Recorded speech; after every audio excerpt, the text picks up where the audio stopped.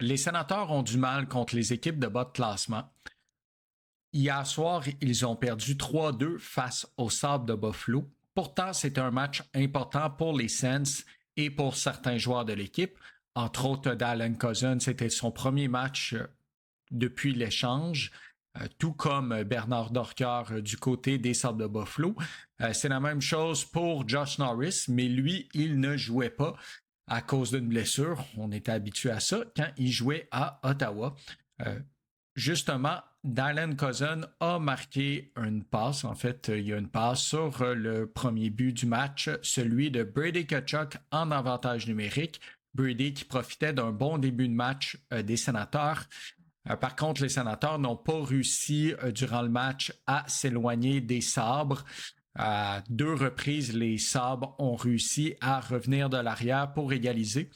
Entre autres, Bernard Dorcœur a marqué le deuxième but des Sabres de Buffalo. Et en troisième période, Buffalo a réussi à prendre l'avance et jamais regarder derrière. Les Sénateurs n'ont pas réussi à égaliser et ils ont perdu le match.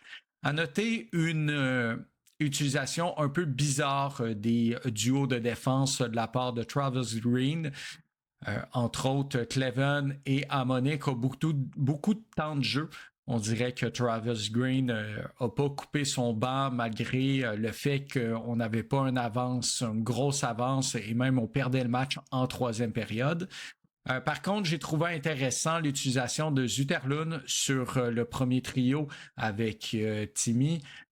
J'ai trouvé qu'il a eu des bonnes chances de marquer. Malheureusement, il n'a pas encore marqué son premier but avec les Sénateurs. En règle générale, les 2 premiers trios fonctionnent bien, mais depuis quelques matchs, on a de la misère à avoir un apport offensif du 3e et du 4e trio.